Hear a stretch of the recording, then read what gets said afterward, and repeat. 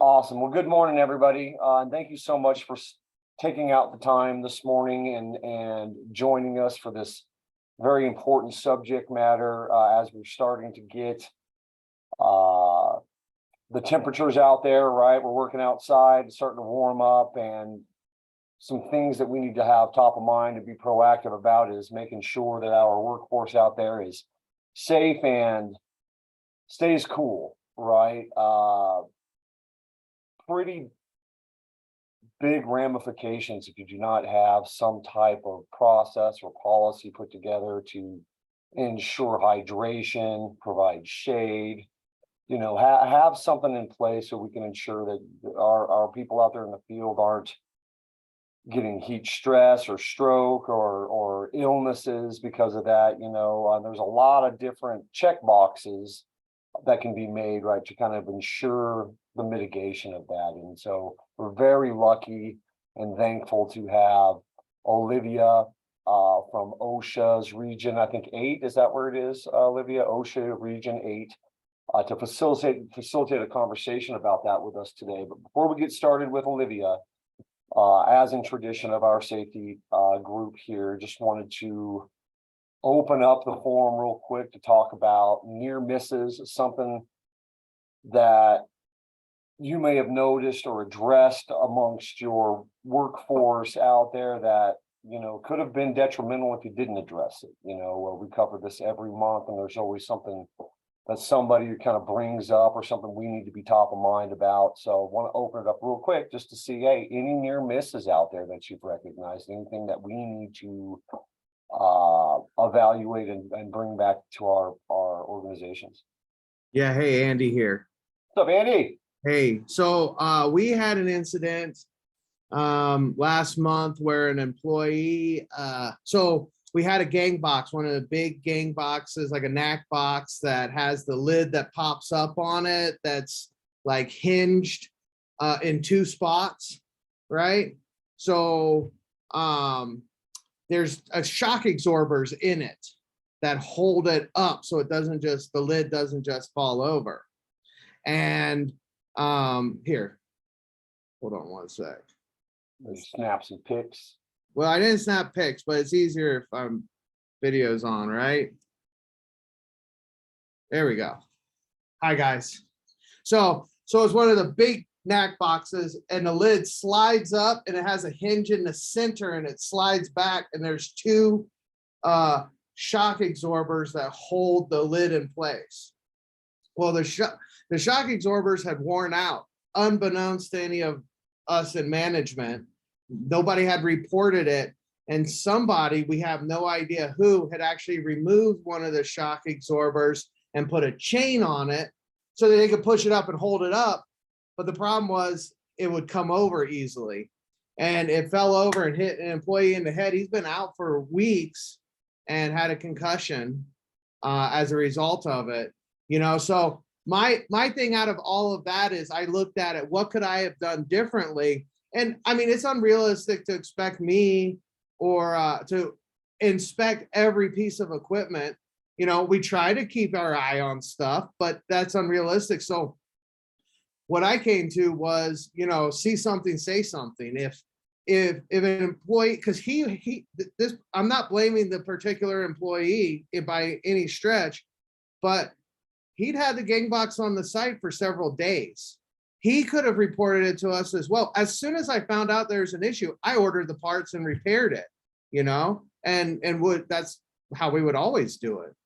So that was kind of my resolution to the matter, if you will, for how can we do this differently in the futures. Guys need to report it if they know something's wrong.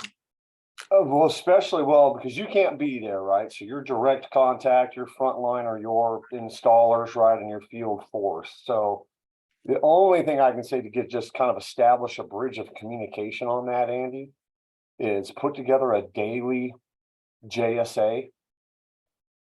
And with that, it's what's the temperature, what's the weather, what room are you in, equipment inspection, notes, right? To say, hey, this gang box is missing a shock absorber, right? And things like that. So, because if no one's telling you, then once again, you know, one thing we practice and say all the time in our safety group here is that if you're not proactive, you're reactive, right? So you're definitely in the reactive state right now because something happened. No one said anything to you about it. You can't really apply an engineering control to this, you know what I mean? But you can No. apply an administrative control to it. Right. And just a daily work report, right? That you do in the morning, that's submitted. You know, I don't know how many of y'all contractors out there have a daily work report for your We do. crews. Our guys do. Not Add every that guy, little but our lead checkbox on guys there. do. Yeah, Yeah. add that checkbox on there on condition of equipment. You Right. know, That's a or good equipment idea. repair or something like that, you know, that, and then emphasize to your team the importance, right? I mean, you have a real world example right now of what you can relay to them to say, hey, this is what happens if you don't communicate these issues, you know, and so putting some type of administrative control, brother, in Right. might. And I totally agree. And you know what? Here's the thing. That particular individual was one who is does daily reports. So having that box on there, you know, is something that even if they don't report it, if something happens, there's a certain element of, we don't want anything to happen. We want them all to go home safe, right?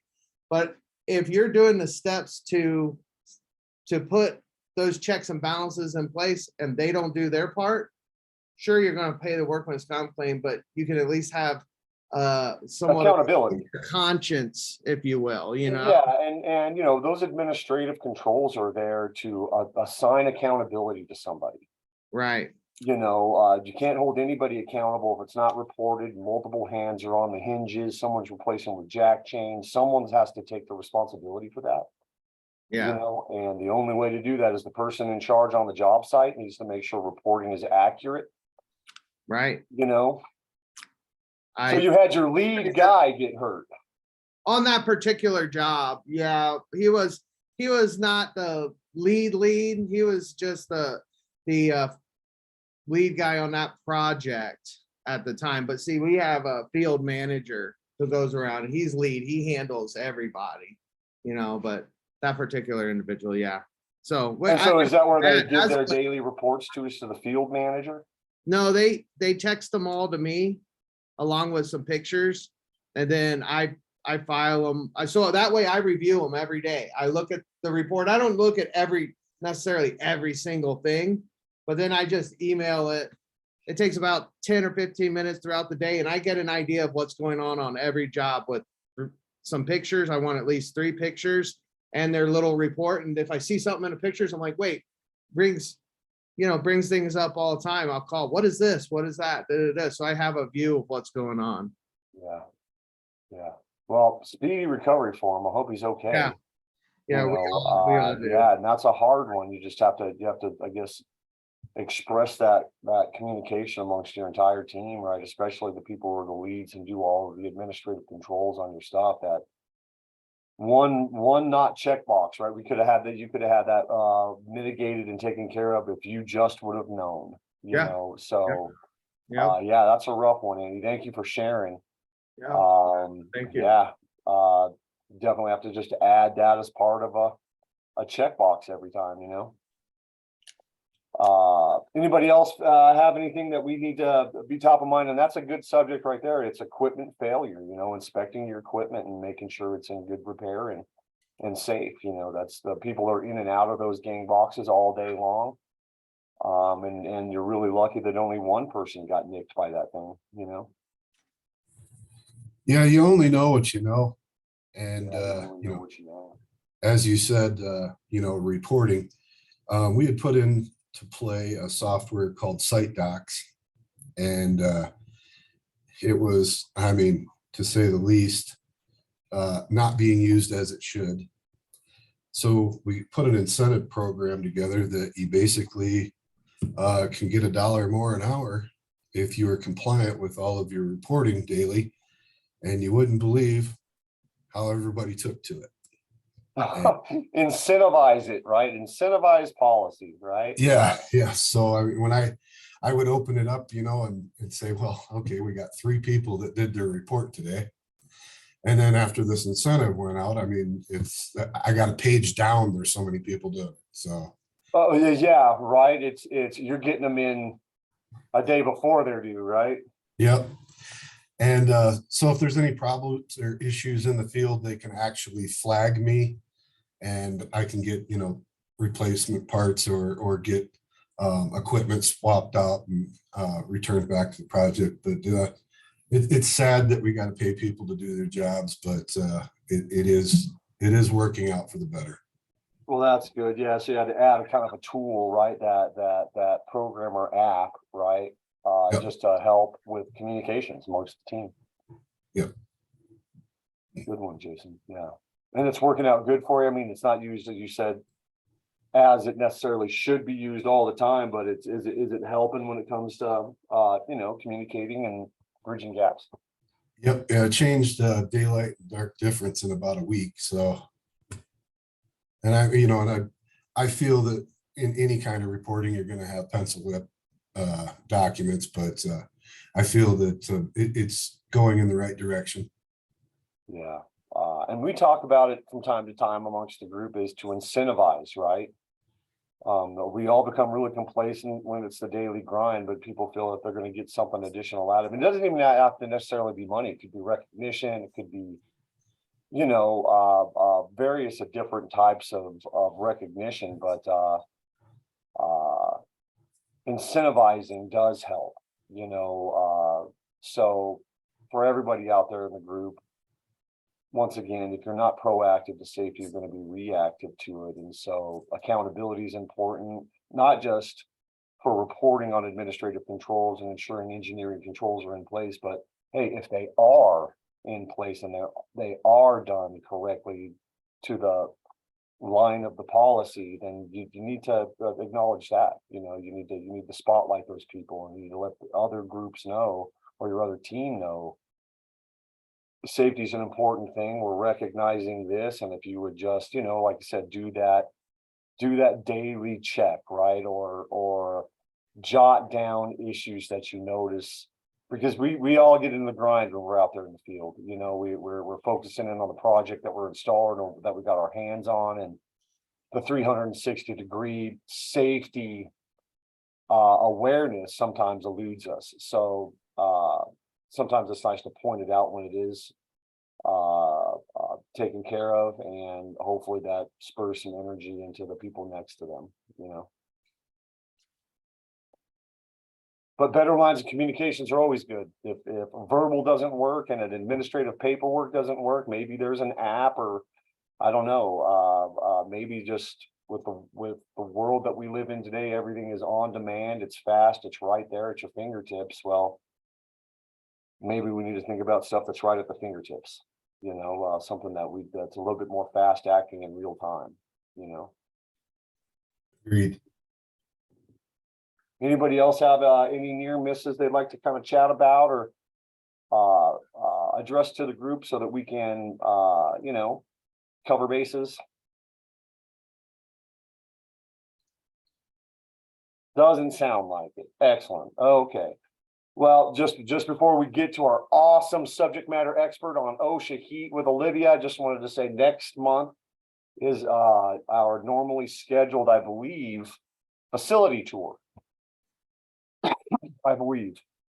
Let me double check the schedule. And we really haven't come up with a place yet. So is there any place? I mean, we're talking, it could be, we've done the stadium before, we've done Union Station, we've done DIA, we've done Ball Arena. Where are some places, because I need to start doing some digging on where we need to make contact to do this visit. Is there any place out there that you all would love to be able to see kind of the inner workings and how their safety structure works? Sometimes, like we did the Gaylord, right? And the Gaylord is a huge coordinated effort when it was being built, right, with crane operations and everything that's going on. So to take a look at kind of that safety process and making sure not just all of the safety professionals within the specific contractors, but as that general contractor, that GC, how are they coordinating right, all of the safety amongst the different trades, you know what I mean, ensuring safe job site. So any ideas, if you don't come up with them right now, you all do have my contact information. I'll put it in the chat here. Let me know so I can start making some contacts and getting something on schedule, okay? Anybody have any suggestions right now? Making it real easy on me this morning. Coors Field would be sweet. Which one? Coors Field. Coors Field, Rocky Stadium. Coors Field, Yeah. That'd be sweet. okay? Might be able to find somebody with that. Because I know we've done Empower Field a few times. You Yeah. know, we got a good contact over, and I'm happy to take this group or a group that's never done it before out there. I kind of wanted to think something a little different. I like Coors Field, maybe even Ball Arena. Well, I haven't done Ball Arena in about 8 years.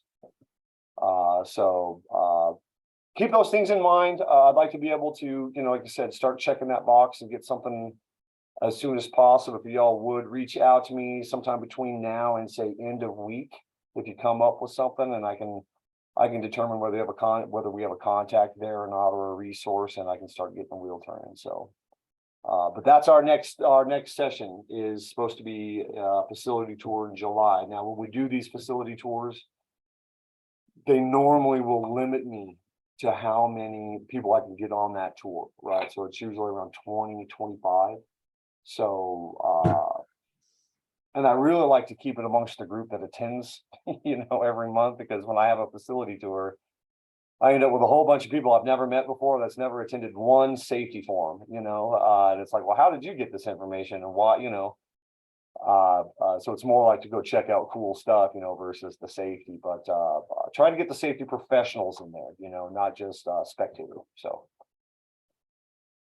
So having said that, let's go ahead and introduce our awesome facilitator today, Olivia with OSHA Region 8.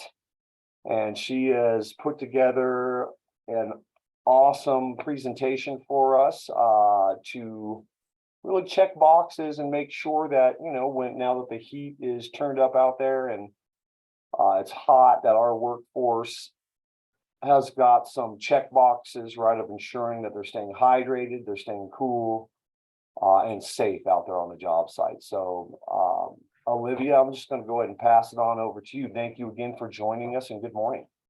Good morning. Can you hear me okay? I can hear you. Yeah, you're a little muffled. Okay. Let's see.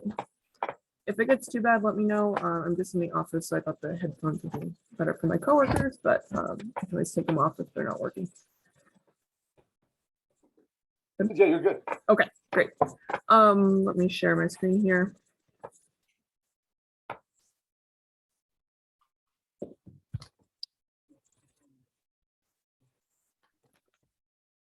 All right, and everyone can see that?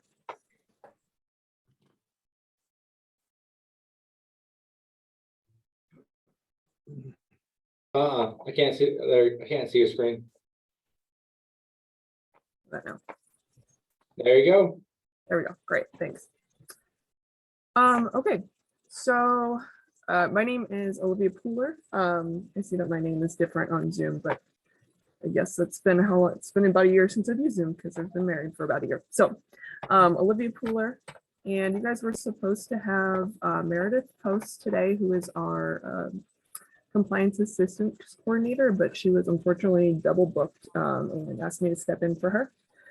Super happy to do so. I'm happy to be here. Heat illness prevention is something that I find important, especially in these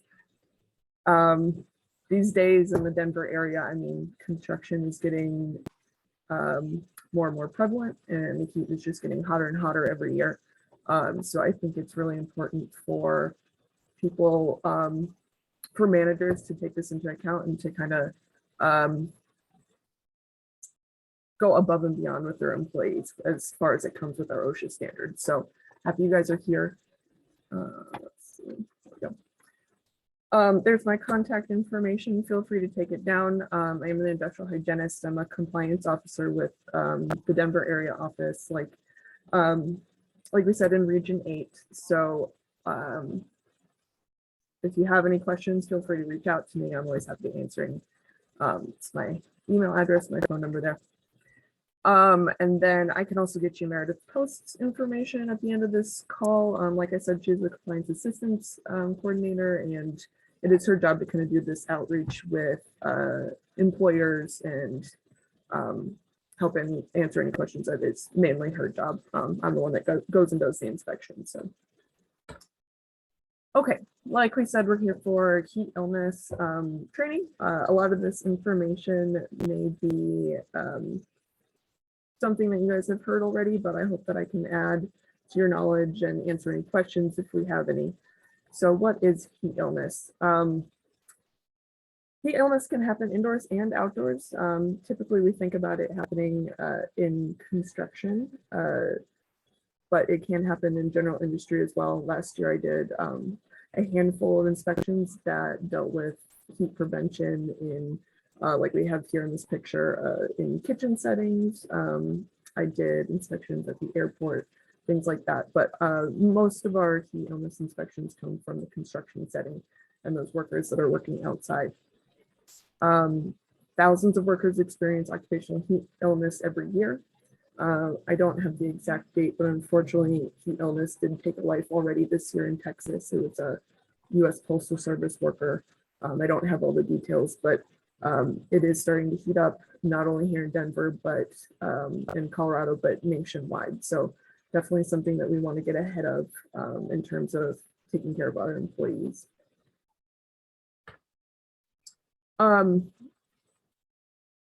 Heat illness can affect anyone on the job, someone that's been on the job and field working for 30 years. But typically it happens to those employees that are new to field work, those employees that aren't adjusted to working in heats. Those are the ones that the fatalities we see typically occurring with, but nearly 3 out of 4 fatalities from heat illness occur every year. And like I said, that's going to be in the first week of work. So if you have some new employees coming on board, these are employees you want to take extra care with. Not that you can forget about those guys that you've had with you for a long time, but easing in those new employees, those ones that kind of are gung-ho, they don't want to lose their jobs. They don't want to say anything to you when they're feeling sick or feeling like they're not safe at work. Those are the ones that you particularly have to watch out for. Sorry, and how can we prevent this? So like I said, just if you're doing onboarding training, make sure that heat illness and illness prevention is something that you're really talking about with your new employees. Go over those policies that you may have written, policies about taking breaks regularly, drinking water, making sure that you sit in shade and you aren't exposed to the sun throughout your entire shift. Training on heat illness, I find, is probably the most important element of your policy, and making sure that you have good communication between managers and employees, letting them feel that they are okay taking a break or okay coming to you to let you know that, hey, yeah, I'm feeling kind of funny and I don't feel safe out here. What can I do? We'll get into that a little bit more later in the training. So right now, as of last year, National OSHA has put out a national emphasis program for outdoor and indoor heat-related illnesses. You may or may not know, OSHA does not have a specific standard for heat illness prevention, unfortunately. I do believe that it's something the national office is working on, but there is some statistic out there that says on average it takes national office 7 years to put into law a new standard. So I don't know when they started working on it. I don't have that information. Hopefully we have it in the next year or a couple of years or so, and it doesn't take us 7 years from today. But it does typically take us 7 years to make a law out of a standard. But what we do have is the general duty clause to keep employees safe from known hazards in the workplace. And what OSHA does say is that we do know that heat-related illnesses are a known hazard. So while we don't have a specific standard, it is still your responsibility as a manager, as an employer, to keep people safe and protected against heat-related illnesses. Like we have here, heat is the leading cause of death among weather-related phenomena. Cold-related illnesses are also something that we could talk about later, but overall, heat is the main concern when it comes to weather-related phenomena. The 3-year average of fatality has doubled since the 1990s. About 35 fatalities a year have been happening in these recent years. 2,700 cases with days away from work. That not only affects the employee, but that affects you as the employer as well. You don't have your full workforce if you're not keeping them safe from heat-related illnesses. And then 3,500 illnesses overall with heat-related illnesses. And here, this number came from the national office, but 18 of the last 19 summers are the hottest on record. And I mean, I biked to work today at 6 a.m. and it was already hot as heck. So I don't see that statistic is going to change anytime soon, unfortunately. So this is definitely something that we need to keep on, that employers need to keep track of and stay on top of. Okay, so with that national emphasis program that we have going on, the Bureau of Labor Statistics will run NAICS codes and kind of tell us as compliance officers where we need to focus our efforts in our inspections, and whether those are planned inspections or if they're unplanned inspections where we get a complaint and we come out and we check on the employees.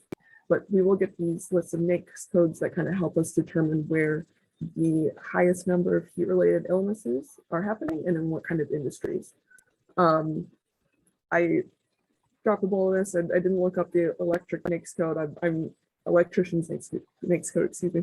But I'm assuming you guys are probably on this list of industries that probably have high amounts of heat-related illnesses just due to the fact that you have to be in the field and in an uncomfortable, warm setting. So I'm glad you guys are here. I'm glad you guys are taking these steps to do this training and make sure that you keep your employees safe. So like I said, last year, the National Emphasis Program started with the national office. I did inspections in the airport, like I said. I think I did do one in a bakery that's there at the top of the list there in general industry.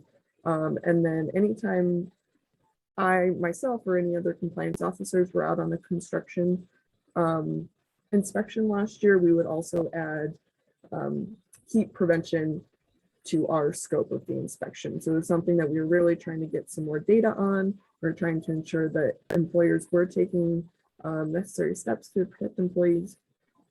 And hopefully that data will help us in the future, will help OSHA in the future to come up with an actual standard that will protect employees against heat illness.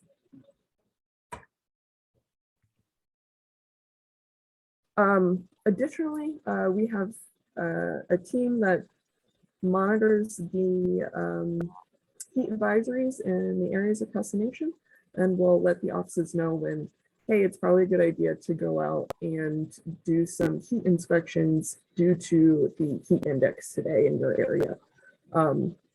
It kind of depends on the amount of compliance officers we have in the office, if we're staffed correctly or not, but it is something that we do have the authority to do, to go out and open inspections in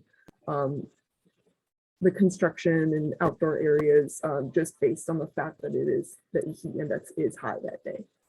So we do have that authority to open inspections just based on that information and seeing employees out working in the elements. And then I mentioned earlier also, if the office gets a alleged complaint about working in heat and that employees are exposed to heat illness without proper protections from their employer, then we have, again, the authority to go out and open inspection where that employee put in the complaint with.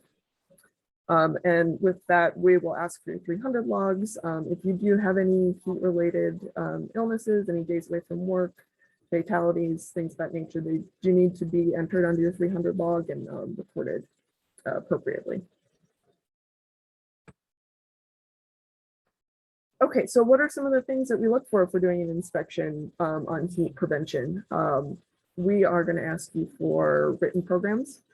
We're going to ask if you are monitoring temperature and exertion levels of your employees, if you're doing those JFJs, JSAs, things of that nature. Are you providing cool water to your employees? And unlimited is a great word to put in there. 1 bottle of water for 1 person for an entire shift probably isn't going to cut it. Yeah, you are offering cool water, but is it enough? Breaks are incredibly important when working in heat. Shade access, acclimatization. Like I said, those new employees that are coming on and working with you, they maybe came from an office desk, and that's what they were doing before they came to work in the field. And they're not. You can't go from sitting in an air-conditioned office 8 hours a day to doing 8 hours of manual labor a day, just like that. So it's really important to kind of help your employees. Not only for them, but for you. You're going to get more out of them. You're going to, they're probably going to be less likely to leave and go find a different job if you're able to kind of ease them into working into field work. Engineering controls, administrative controls to limit exposure. That kind of goes with acclimatization, shade access, things like that. Breaks. As I mentioned earlier, I find that training is incredibly important, and then the buddy system. A lot of times I do want to point out, a lot of times when we get calls and complaints about alleged concerns for hazards to heat illness, I find that employees feel like they haven't had a conversation with their manager about their right to take a break. So if they're not hearing it from their manager that, hey, I want you to take 15 minutes every 2 hours, or hey, I want you to make sure that you're drinking water all day long, or stand in the shade if you're feeling a little busy. If they don't hear that from you as a manager, they're less likely to do it. And then they're more likely to get upset when they get sick.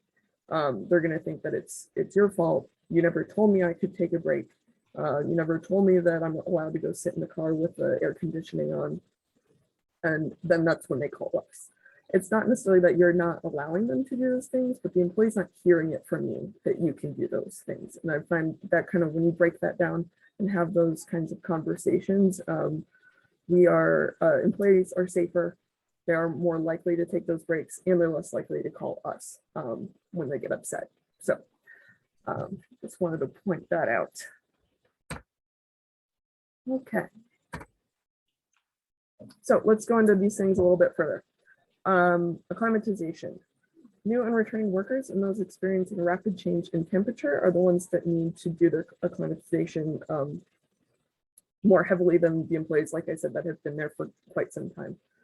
We do have a 20% rule that we recommend, and that's it's going to come with your JHA and JSA to figure out what 20% of your workload is, but kind of if you can portion those work tasks out into 20s, and then, hey, why don't you go do this task for today on your first day?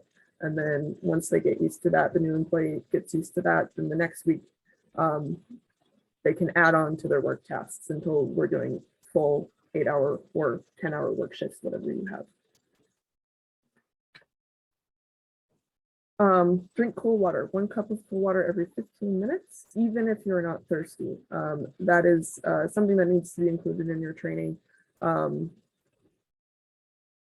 I often see on construction sites employees not sweating and they're getting hot, and they refuse to drink water because they're not thirsty. They don't think they're hot. They think because they're not sweating, they're not being affected by heat. So definitely something to include into your training.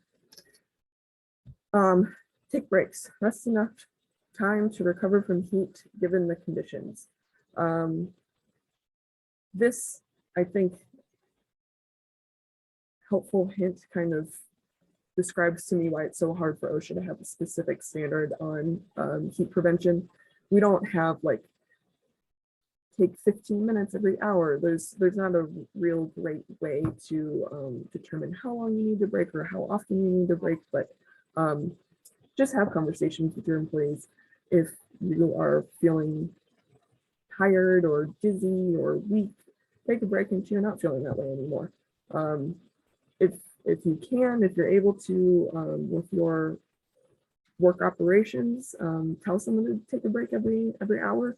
Maybe that works for you in your work operations, but that's something that you need to figure out in your job hazard analysis.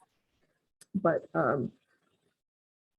just ensure that employees are taking breaks when needed. Find a cool area. This is hard sometimes because not every work site is going to have shade. I've seen some employers provide like tents that you can break down and put up at a job site. Kind of depends on how long you're going to be there, if that's something that works for your job operations. But that I find that is a really credible way to provide shade to employees. Or if you have work trucks, so they can go sit in the truck with the AC on. If there is shade, go sit in a shaded area, things like that. Dress for the heat. Wear light colored, loose fitting, breathable clothing if possible. I mean, that's simple. Black clothes attract the heat. It's going to make you hotter. We have a lot of great fabrics nowadays that allow breathability and stuff like that. So just ensure that people aren't wearing wool sweaters in the summer. They have appropriate stuff on. They're covering their neck. That's really helpful. Long sleeves can be helpful if you have the right fabric. It is going to keep you cooler. Pants, stuff like that. We mentioned the buddy system earlier. Watch out for each other. Monitor yourself and coworkers for signs of heat illness. We'll go over those signs in a few slides here, but within your training, make sure that people aren't only aware of how to not overheat, but to be able to recognize those signs when they are experiencing some heat-related illness symptoms. PPE, be aware that bulky protective clothing and equipment increase their sensitivity to heat exposure. I believe that we have some equations on the OSHA website, and I can provide that later. I don't have the exact off the top of my head, but there are some equations that take into account the PPE that your employees might be wearing, and help you determine how often to take a break or how long an employee should be exposed to heat elements. Okay, and have a plan. Develop a heat illness prevention plan and communicate it to supervisors and workers. Your plan should include all these things we're talking about. They should include breaks, water, PPE, clothing. Just have it in a written form so that an employee, if they forget, I mean, we're all forgetful sometimes, that they can go and read that policy or that plan and just remind themselves of what they can do to protect themselves in the elements. But be sure to include monitoring protocols for heat illness, acclimatization protocols, worker rest schedules, and especially protocols for emergencies and first aid. All right, let's go into the risk factors. A lot of these will be a little bit common sense. Warm or hot and humid conditions obviously are going to put your employees at risk to heat-related illnesses. Low fluid consumption, heavy physical activity, direct sun exposure with no shade or direct radiant heat in the indoors, limited air movement, no breeze or fans, use of protective clothing and equipment, and lack of available water. All things we've talked about already. And then additionally, there could be some personal risk factors for your individual employees. Things that affect an employee when they're exposed to heat-related, or things that can worsen heat-related illnesses in an employee are obesity, diabetes, high blood pressure, heart disease. Obviously, these are going to vary from employee to employee, but make sure that as an employer, you're just letting your workers know that these are things that could affect them differently from the guy next to him. So just as a personal protective thought, make sure that you take these things into account as yourself and watch out. Make sure, excuse me, ensure that you know that these things can affect you quicker than they may affect a healthy person without diabetes, for example. Lower levels of physical fitness, individual behaviors such as low fluid consumption. Like I said before, for some reason or another, construction workers, I find, I'm sure it's not across the board, but do not drink a lot of water. I don't know why. They're out in the elements all day long. And I just see that they drink water not as often as people that work in general industry that work indoors. I'm not sure what it is, but if as an employer, if you can kind of push that and drive that home, that water is so important, even when you're not thirsty, that goes a long way in helping people avoid heat-related illnesses. Use of certain medications can affect people, alcohol use and drug use. Obviously, those last two you might not know as an employer, but as if you can just tell employees before they go out into the field, before they go out into these elements, that, hey, just think about this. Make sure that you know that it could affect you more than somebody else. Then that being included in your plan is probably enough. Okay, what are some of the signs of a medical emergency? Abnormal thinking or behavior, blurred speech, seizures, or loss of consciousness. Obviously, these are kind of the more extreme symptoms of heat illness, but they are the things that you're going to want to call 911 right away if somebody is experiencing these symptoms, and include that in your plan and in your training to employees that they should be ready to dial 911 if needed, and this is when you would do it.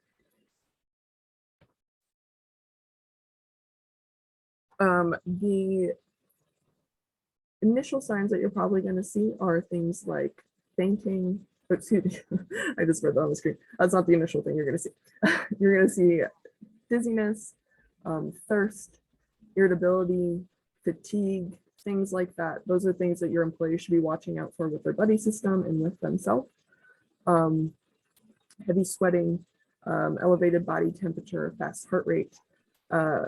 Last year, I was on an inspection myself. It was the first kind of heat wave of the summer last June. And I have a watch that has my heart rate on it. And I was in the middle of the inspection, and all of a sudden I started sweating a lot. And I checked my watch, and my heart rate was way higher than it's supposed to be. And I took a break, and I said, hey, we're gonna put a pause on this inspection. I went back to my car. I sat in the air conditioning, drank some water, and we took about a 20-minute break before we picked up that inspection again. So this is heat illness can happen to anybody. It can happen like that. Is if people are just able to take a step back, check in with themselves every couple of minutes, make sure they're not experiencing any of these symptoms on here, then that's going to go a long way in protecting employees, protecting themselves. When we get to the extremely bad symptoms of heat illness, we're going to come to kidney damage, diagnosed by elevated blood creatine levels. Those are all things that are going to be done at the hospital, but these are things that can lead to serious illness or death. So preventing heat illness at these fatigue and dizziness levels is really where we need to be in avoiding these more extreme symptoms and illnesses when we're talking about heat illness and prevention. So like I said, we're going to act quickly if there's a medical emergency. That's why your employees must know the buddy system. They must know the symptoms to heat illnesses so that they are able to be confident in calling 911 and doing some other steps to protect themselves and protect other employees. Like I said, 911 is the first thing you need to do when you're having some of those more extreme symptoms. You need to cool the worker with water or ice and stay with the worker until help arrives.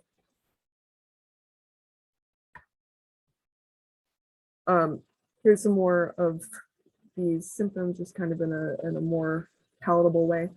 Headache or nausea, weakness or dizziness, heavy sweating or hot, dry skin, elevated body temperature, thirst, decreased urine output.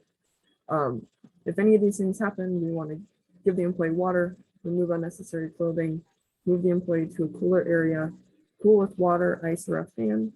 Do not leave them alone and seek medical care if needed.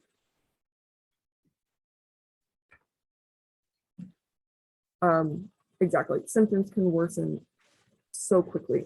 It's kind of incredible how quickly that heat illness can affect an employee.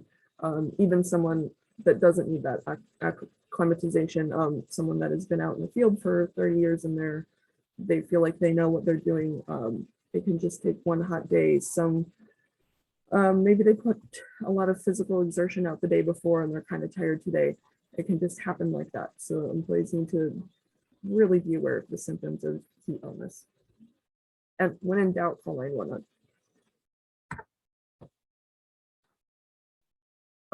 Okay, like I said, under OSHA law, employees are responsible for providing workplaces free of known safety hazards like hot and humid conditions. We do not have a specific heat standard, but we do, as a national office, believe it is your responsibility to keep employees safe from heat illness because it is a known hazard in the workplace.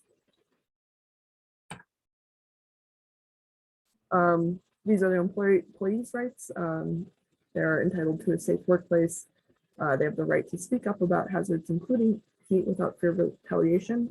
That can be speaking to the employer, to a manager, to a foreman. It can be calling us as OSHA. They have the right to talk to any of those people about their heat related concerns.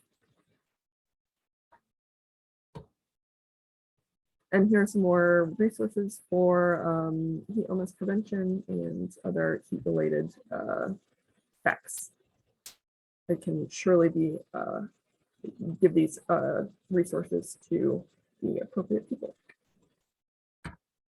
And that's it. So awesome. Thank you so much, Olivia. And a couple of things that really rang out to me while you were going over your presentation is this is for everybody in the group. Notice she said water several times. She didn't say Red Bull, Monster energy drinks, sodas. You know, whenever we're out there and we're exposed to the heat where your body's needing to constantly flush fluids, the type of fluid you put in your body will affect how your body releases it.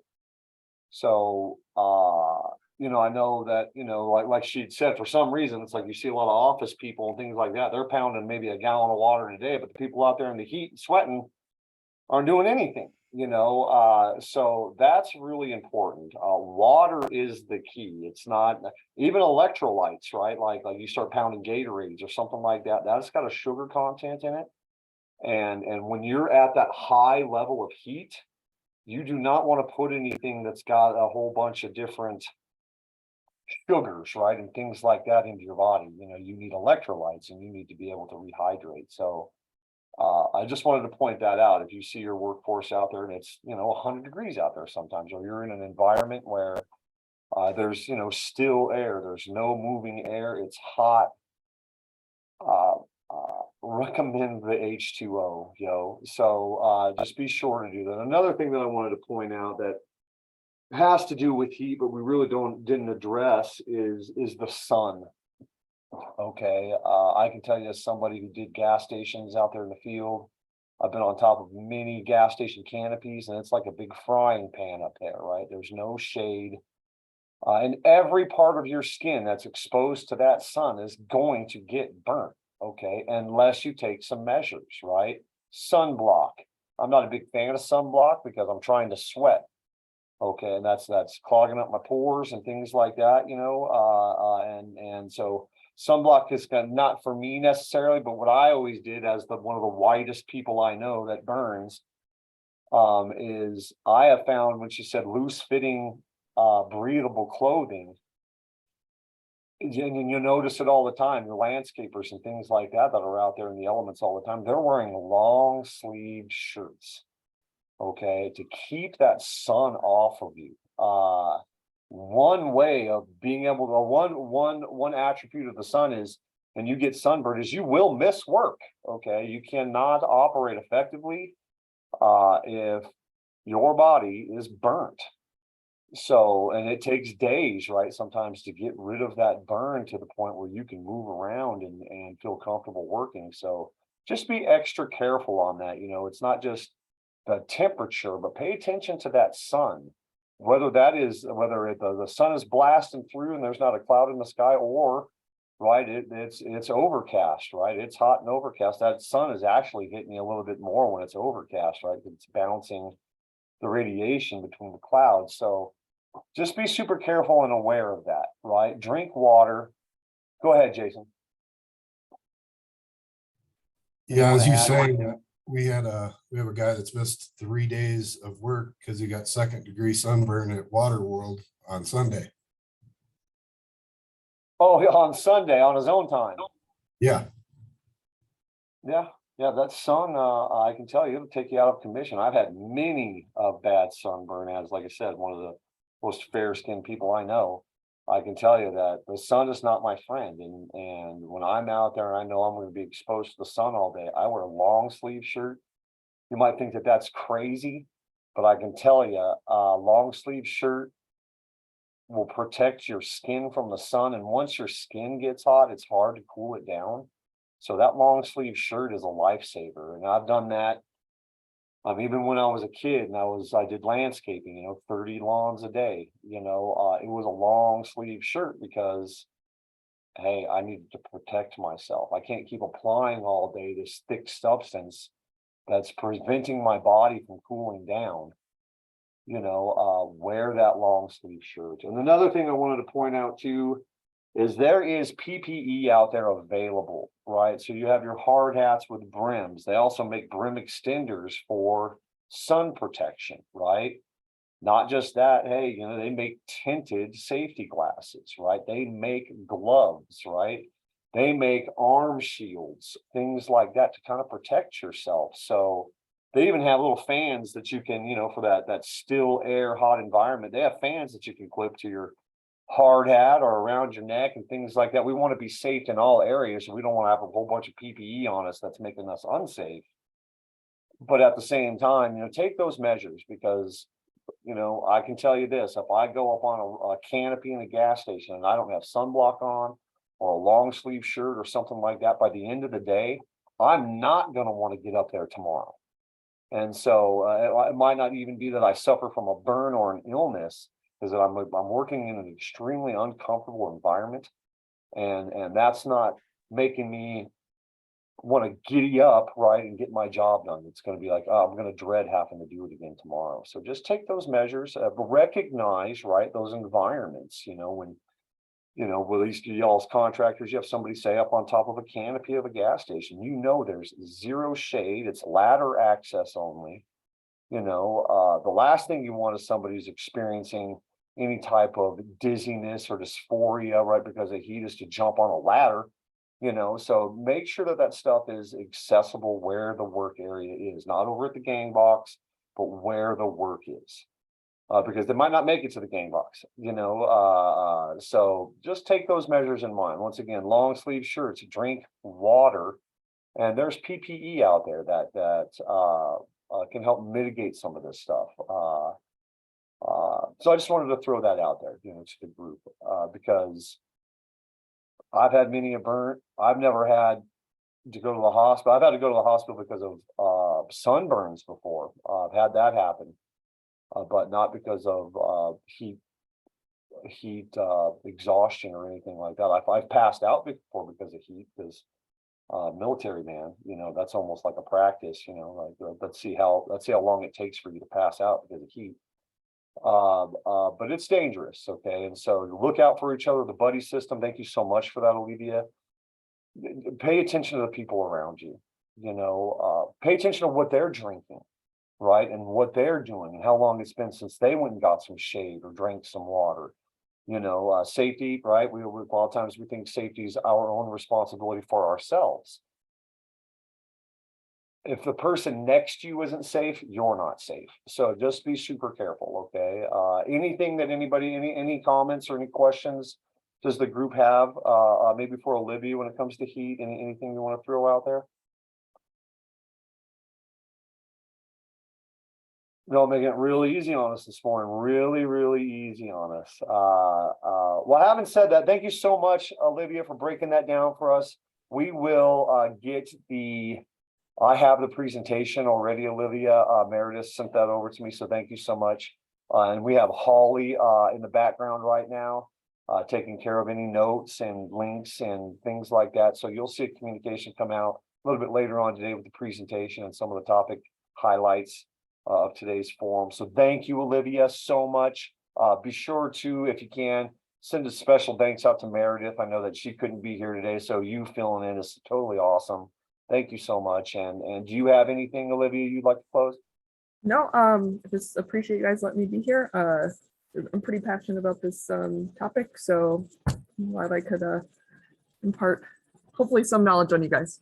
Well, very awesome. We really appreciate it because, and I say this, and I've said it a couple times today, you know, our whole goal is to be proactive, to evaluate, to be forward thinking on what it is that we're doing, to plan for it, and put measures in place, right? That where we can forecast or sense roadblocks or pinch points or safety issues, you know, and things like that. One thing that I've learned throughout my career, and everybody on this group will tell you, pre-planning is the most important thing that you can do with your strategy, is to plan it out before you get started. And safety is a big deal. Like I said, if you're not proactive, you're reactive. So thank you so much. Really, really appreciate it. Thank you, group, for spending time with us this morning to talk about this very important topic. And hey, stay cool out there, okay? And put some measures in place, some administrative controls, and reiterate that buddy system, okay? Because we're all a team out there and we're trying to get home safe. Thanks, guys. Thank you, Olivia. Thanks, Joe. Thanks, Andy. Thanks, Jay. Katie, thank you so much for joining us. Drew, who else did we get on here? Who else are we missing? Holly, thank you so much. And Jason, appreciate you.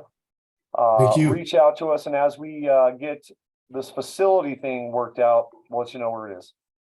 Sounds good. See ya. Good job, everybody. Thank you. Have a good one.